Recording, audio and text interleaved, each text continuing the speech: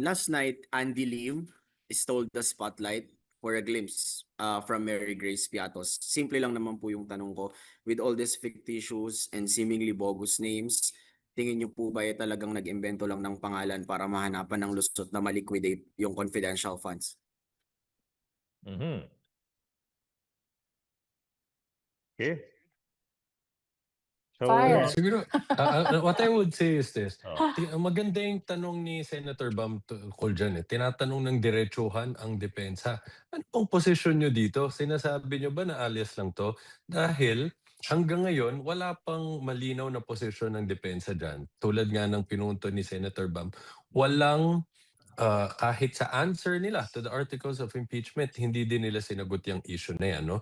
At wala din tayong narinig galing sa mga naging testigo na natin na noong sila ay tumutugon sa mga AOM, notes of suspension, etc., that they indicated that these are aliases. So, sa ngayon, kung wala silang ganong statement, ang presumption natin ay totoong tao yan. No? Kaya nga sabi namin sa articles of impeachment, I mean, they're not supposed to be, they were not represented to be aliases. No? Pinakita, totoong taong tumanggap, but as stated the articles of impeachment, wala naman no katunayan na nag-exist talaga ang mga totoong tao na to sa PSA records. So sabi namin sa articles of impeachment, fictitious itong mga tao na to. So ngayon, hintayin natin kung anong magiging teorya nila dito pag sila na magpepresenta ng ebidensya. Kung biglang sasabihin nila, aliases pala yung mga yan. But madaming katanungan dyan na kailangan pa rin ng harapin kahit yun ang susubukan nilang gawing depensa o teorya. So sir, at this, sir, sige po, attorney, sir. okay, so siguro dalawang bagay. No? Yung una, ano ba yung dapat nating asahan sa isang resibo? Yung default na inaasahan ng taong bayan, kung po pwede, dapat tama, totoong pangalan ng totoong tao yung nakasulat sa isang acknowledgement receipt o resibo, di ba? Kasi nga, pondo ng bayan yan, so dapat malaman. Malaman ng taong bayan sino ba yung nakatanggap ng perang iyan. Pangalawa, kailanman po ay hindi po sinabi at wala pa pong sinasabi yung Vice President o yung kampo niya kung alias ba yan o totoong tao, di ba? Kaya nga sabi ni Jay, that was a golden opportunity po para sa depensa na once and for all sagutin yung tanong na sila po yung makakasagot. Mary Grace Piatos, yan ba ay alias o yan ba ay pangalan ng isang totoong tao? Unfortunately, na-miss po ng depensa yung oportunidad na iyan. Sabi nila, we will answer that when the time comes. Sabi ng taong bayan, ako, almost 2 years na hanggang ngayon ba wala pang sagot. So, hindi pa po natin sinasabing peke, alias, kasi po yung makakasagot niyan, yung depensa. Pero isang bagay, no? Kung alias po yung pangalan, iba't may pirma. Kung alias yung ginagamit yung pangalan ng recipient, ba't may pirma? Ano ibig sabihin nun? Yung pirma ba, alias din? So siguro, mga tanong na supposedly dapat nasasagot na ng ating mga katunggali, no? Yung defense team. Pero until now, wala pa pong sagot. Kaya nga sinasabi ni Attorney Wamil, hindi niya masabing fictitious, hindi niya masabing alias, kasi nga yung makakasagot nun, yung depensa lang. Yun lang. At maliwanag din dyan, no? Alias man o totoong pangalan, dapat ang public officials ina-account ang pondo ng taong bayan. Ulitin ko yun, For me, it's not an issue kung totoong pangalan o alias man. Ang mahalaga, kayang i-account ng public officials na pinagtiwalaan ng pondo ng bayan. Ito yung sinasabi natin sa saligang batas na public officials must be accountable at all times. At bahagi ng pananagutan na yan ay itong confidential fund na ipinagtiwala sa ating Vice Presidente bilang Vice President at bilang Secretary noon ng Department of Education. I totally agree with Attorney Virgil and Attorney Jay. Ang pwede lang sumagot ay defense. But at the end of the day, alias man o totoo man, the fact remains, kailangang i-account ng lingkod bayan ang pera ng bayan. If I Thank you, may ma'am. add to that, Chair, no? Okay Kasi po. yung unang mga katanungan ng ating kaibigan sa defense team, pino-point out nila na yung nagbigay naman, aprobado naman ng Office of the President.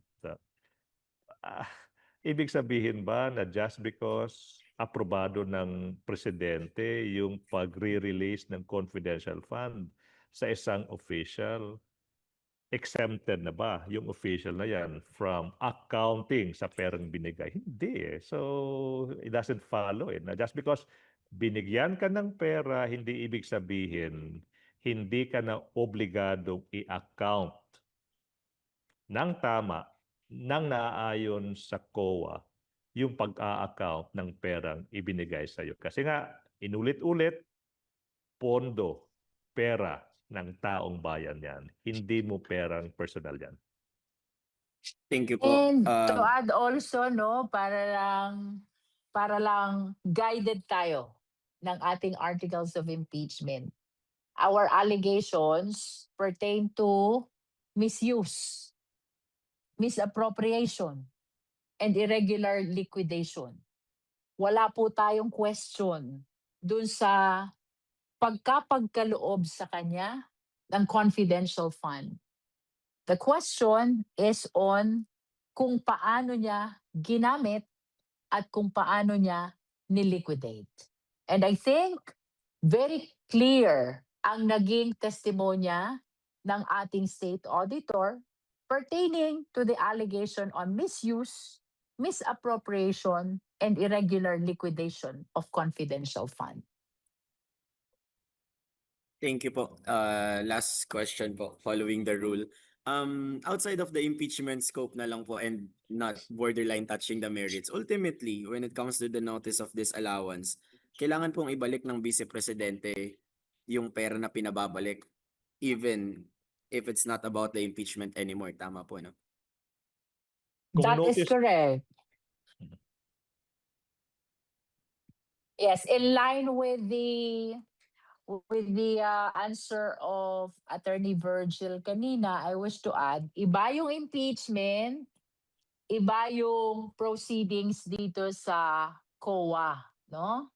Sa impeachment trial, we are testing the fitness of the public official to continue serving as such and to run to any public office in the future.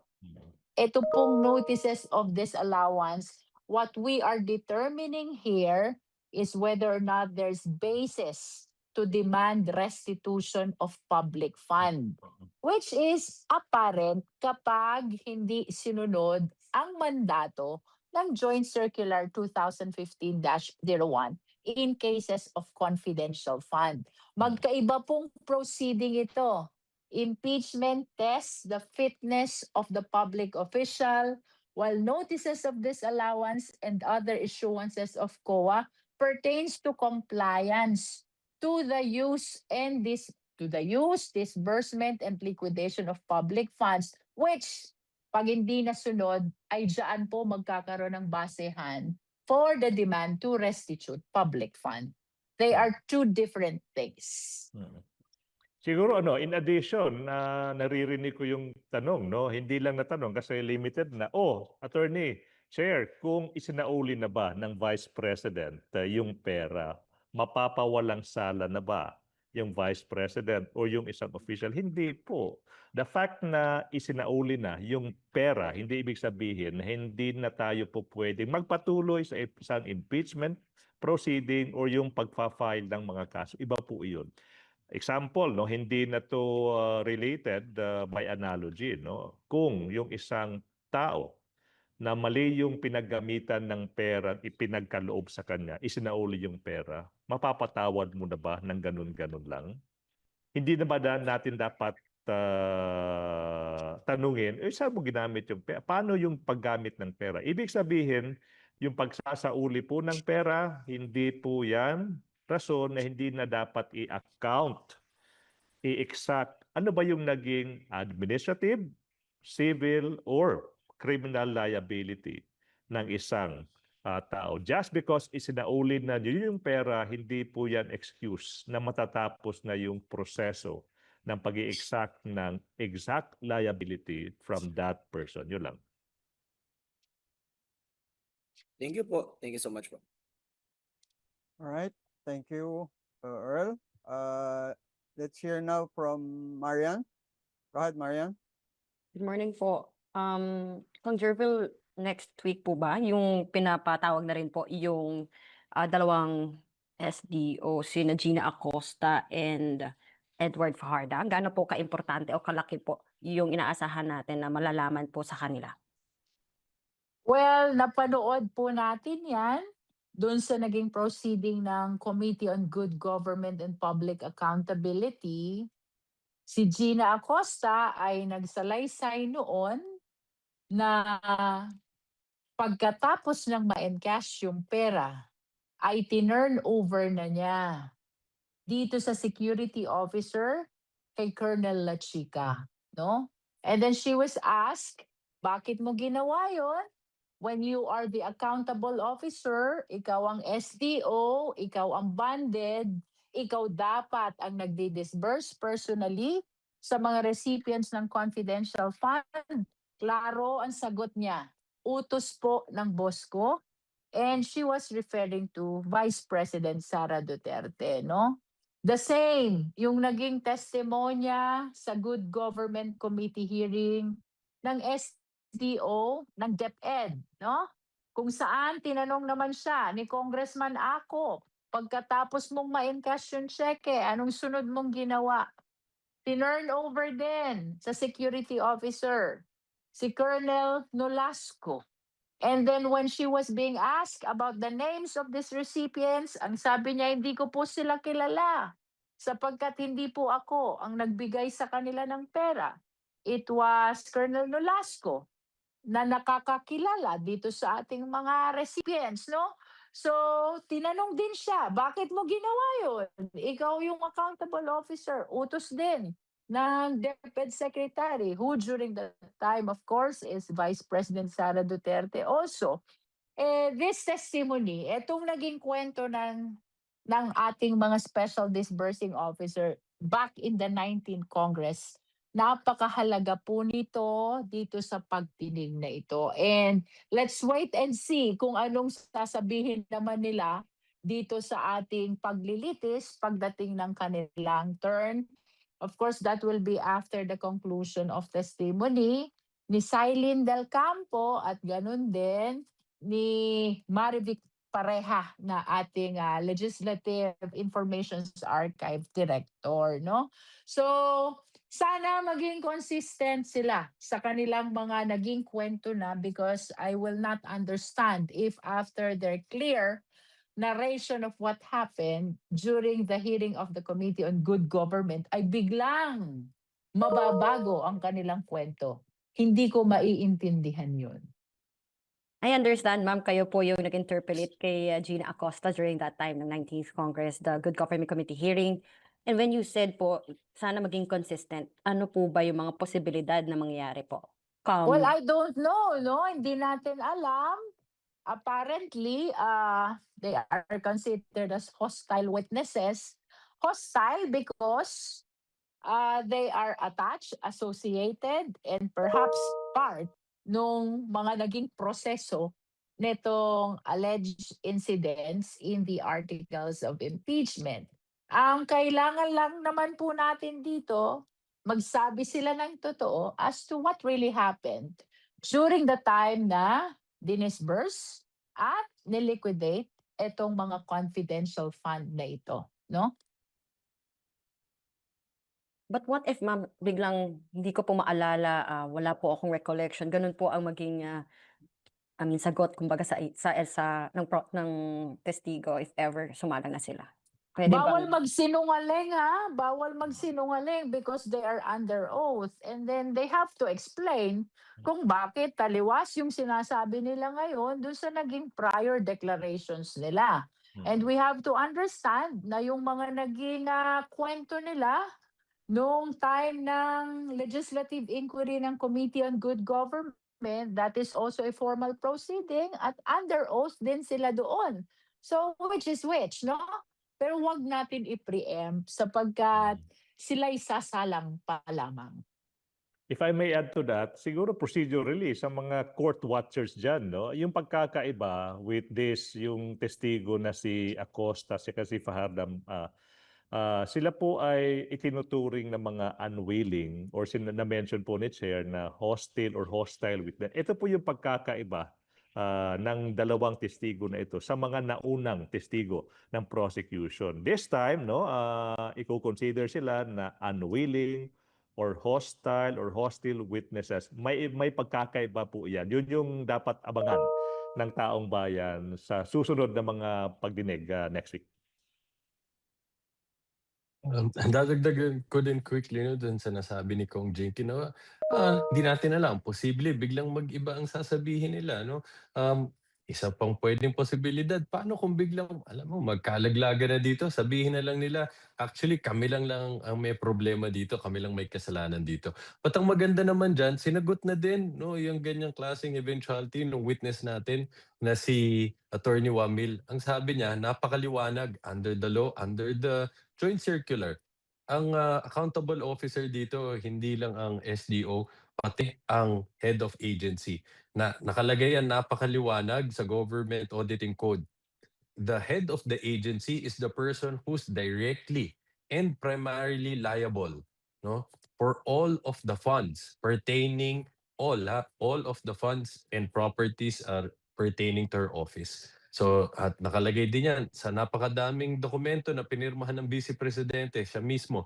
It says she's accountable for those funds. Sinacertify niya they were used for those purposes. Supposedly, allowed under the law. So kahit mangyari man yan, ay yung ganyang klaseng eventuality, well, anong magiging sagot dyan? Nabigay na yan ni Attorney Wamil. Thank you po. So pwede po palang ma-perjury if ever, hindi naman natin ilunahan though. Sorry. Yes, definitely. If ever, yes. Also, last na lang po. Kasi basing on that po, mga testimony nila noon pang 19th Congress, and I understand daw meron ngang nakafile. Pero gaano po kahalaga din yung mga testimonya po nila no, na muli nga pong marinig. I understand kasi back then, bigla po talaga lumabas na dahil po dyan yung ang mga criminal charges may be filed like technical malversation, plunder dahil over 50 million pesos po yung pinag-uusapan natin dito. And we don't know yet kung ano bang usad na po nito doon sa mga complaints or pinag-aaralan yata ikaso sa ombudsman. Well, as SDO, no, Special Disbursing Officer, sila talaga dapat ang nakakaalam what happened to these public funds. That's why there would be testimony are really significant in this impeachment trial. At kagaya ng naipunto natin kanina, dapat consistent sila sa kung anong nasabi na nila before, no? Because apparently, napakahalaga nung naging una nilang testimonya doon sa Good Government Committee. Although, sinabi na rin ni Attorney Joy kanina, kahit magbago pa sila ng testimonya, klaro na ang naging posisyon ng State Auditor.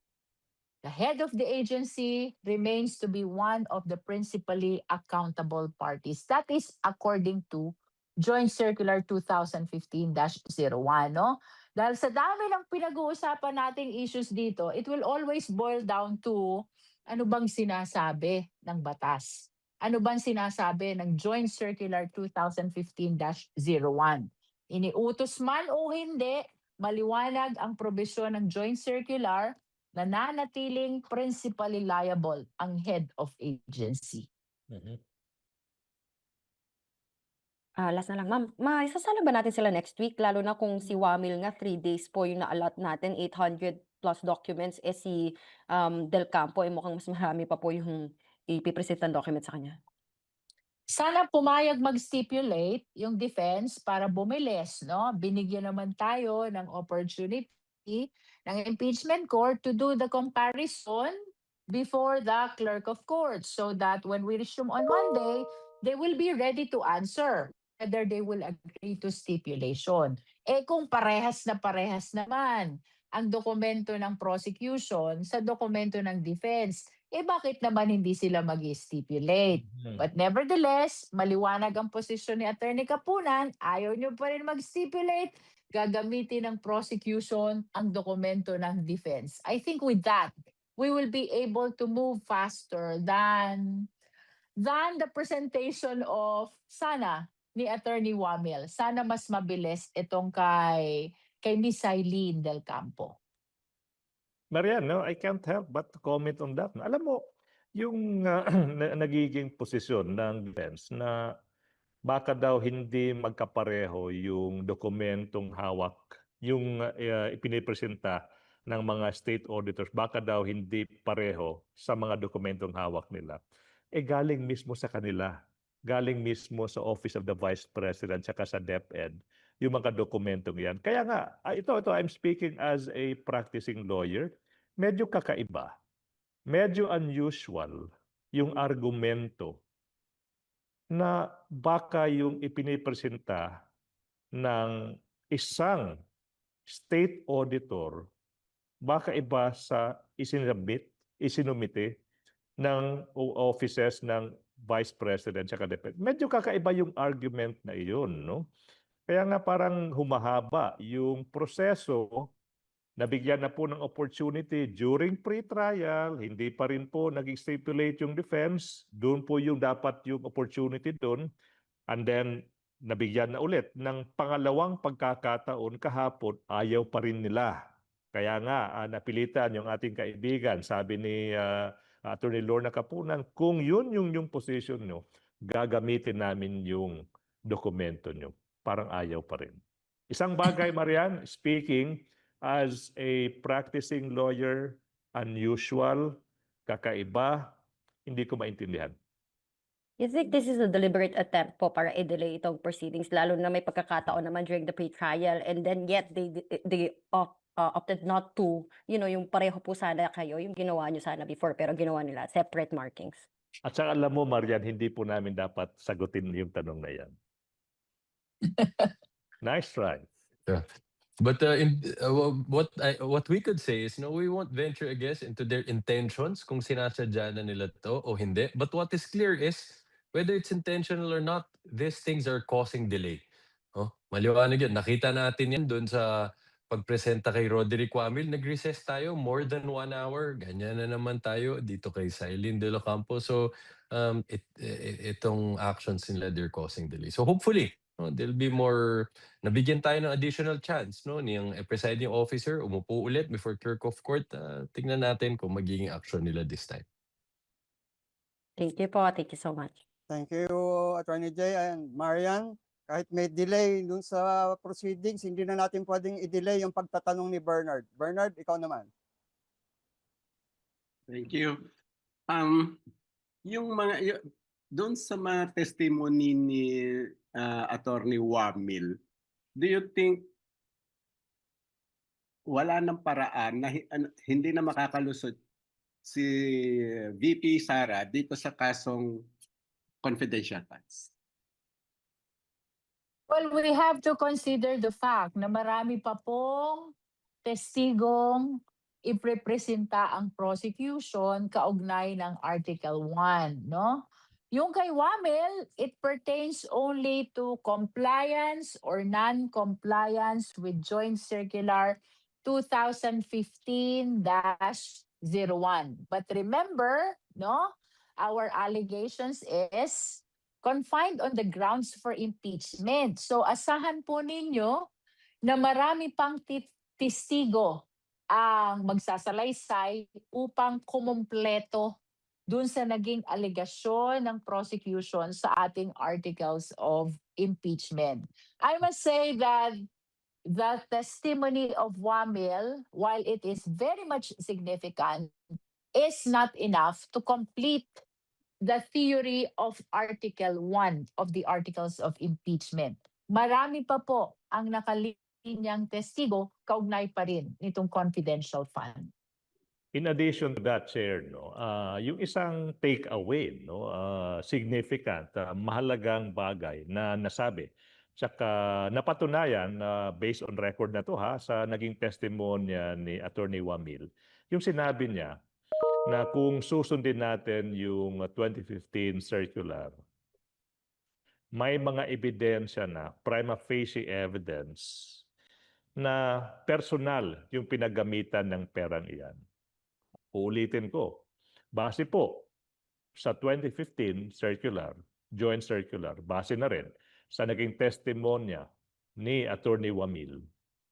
Because sa mga red flags, dahil sa mga irregularities na na-flag ng COA through its state auditors, dahil po umabot na po sa notice of disallowance, nag-a-arise na po yung presumption na personal yung pinagamitan ng pera. Now, isang bagay na dapat po nating malaman tsaka maintindihan, kung nag-a-arise na po yung presumption na iyan, kargo na po ng kabila, ng ating mga katunggali, ng ating defense team, tsaka ng Vice President herself. Burden na po, kargo na po nila, na patunayan na hindi personal yung pinagamitan ng pera niyan. Nag-shift na po yung tinatawag natin na burden of evidence. Ulitin ko, kasi po nasabi na po ng COA through Attorney Wamil na may presumption, prima facie evidence na personal yung pinagamitan ng pera, hindi through yung mga confidential activities. Trabaho na po, obligasyon na po, burden na po ng depensa na patunayan na hindi personal yung pinagamitan ng pera niyan.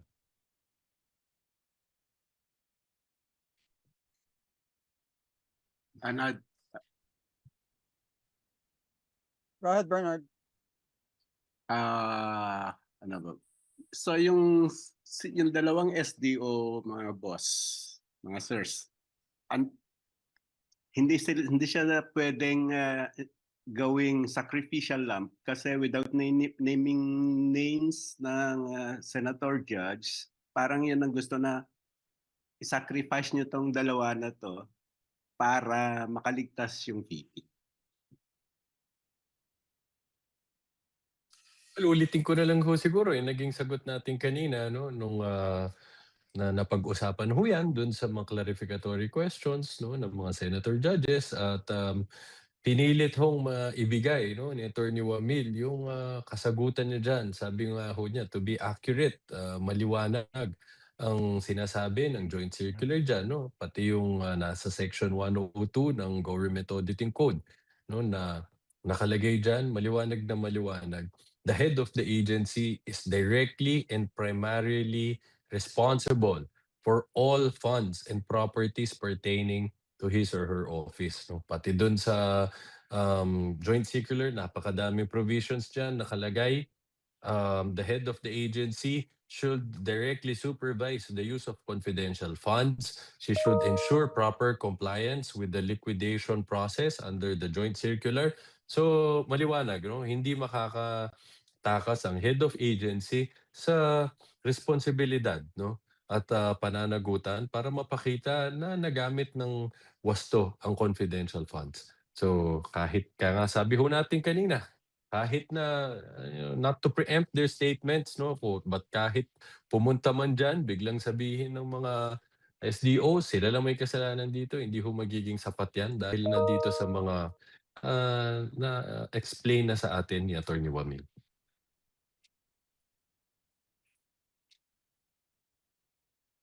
Thank you.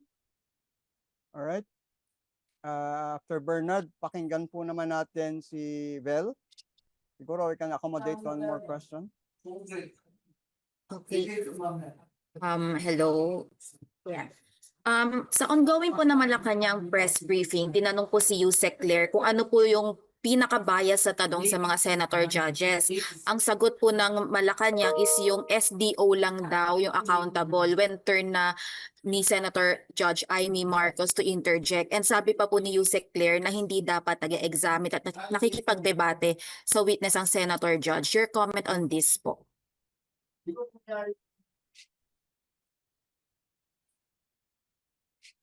Well, I wish to believe, no, na inquisitive lang sila, kaya meron silang mga tanong na ganyan.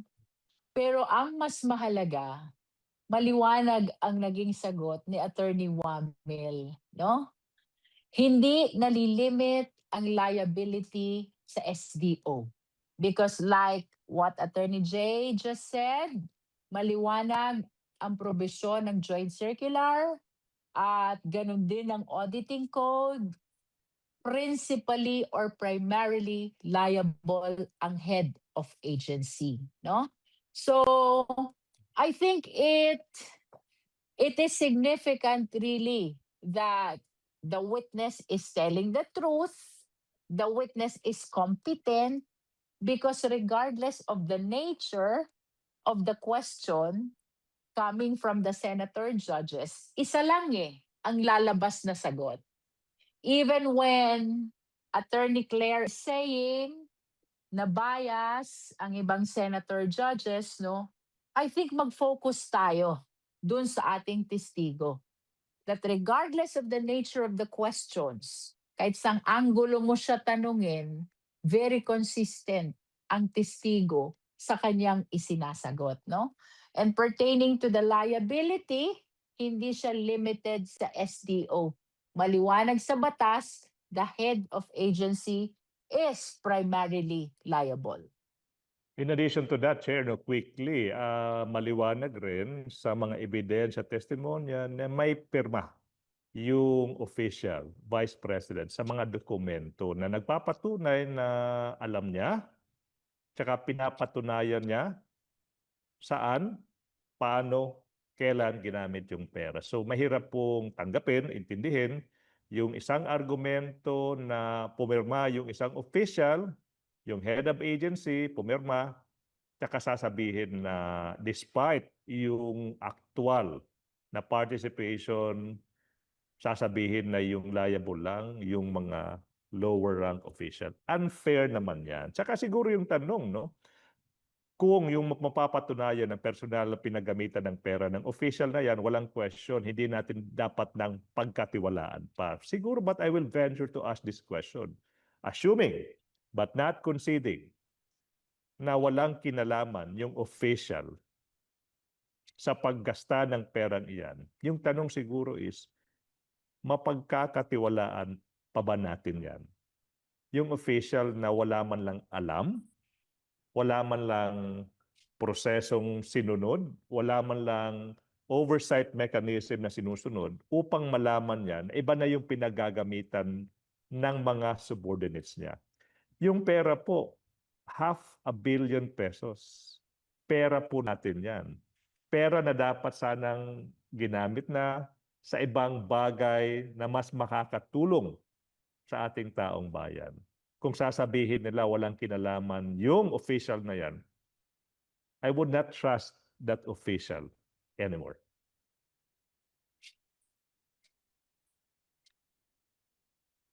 Thank you po. All right, Dr. Bell, may follow-up daw po si Gab. Gab, go ahead. Ma'am, sirs, I understand na you wouldn't want to comment on a senator judge's yung impartiality and perceived bias ng ibang mga tao. Pero do you think po ba yung hindi sila pwede silang i-remind regarding their line of questioning dahil parang halos hindi po makasagot si Attorney Wamil kahapon. Lagi siyang naka-cut off ni Senator Judge Amy. Kung buti na lang po nag-clarify si presiding officer kahapon, pero kung hindi siya nag-clarify baka hindi po naisagot ng maayos ni Attorney Wamil. Alam mo, in fairness to Attorney Wamil, and contrary to your observation, no? ang na-observe ko sa kanya, talagang he insisted answering to the question of Senator Amy Marcos, no? Na kahit taliwas sila ng pinupunto at ang kausap niya ay isang senator judge, talagang he maintained his position, and that only shows na talagang may pinaghuhugutan na basis itong testigong ito. At sa pagkakataong yan, paulit-ulit naman niyang sinasabi, ito po ang nakasaad sa joint circular, wala pong sinabing ganyan sa joint circular, naririto po ang probisyon ng joint circular. I think it is the authority or the legal basis na ginagamit ni Attorney Wamel. Why he was so consistent, he was so insistent, and he was so confident in responding to the question of the senator judge, no? Yun ang nakita ko sa kanya na ordinarily, senator judge yan, medyo kakabahan kang sumagot, but it was because sa isang regulation, sa isang batas nang gagaling ang sagot niya. Wamel was so confident, so competent, and so insistent in making sure na masagot niya talaga ang tanong ng senator judge. And I commend him for that, no? I commend him for that. Ma'am, pero ang concern ko kasi, what if merong ibang witnesses na not as insistent as Wamil, tapos ma-cut off sila ng senator judge? Hindi po ba siya subject for a manifestation? Or maybe a gentle request na pasagutin po yung mga witness? Kasi insistent nga po si Attorney Wamil, pero Senator Amy was obviously trying to cut him off several times. Well, depende na lang siguro yan sa tinatanong ng mga senator judges, no? Whether they will have the courage to insist. Pero I wish to say na ang nanonood na taong bayan ay very observant at alam nila kung anong nangyayari during the impeachment trial. Thank you po, ma'am. Anything more? Mayroon pa bang gusto magtanong or may gusto pang comment sa ating mga guests?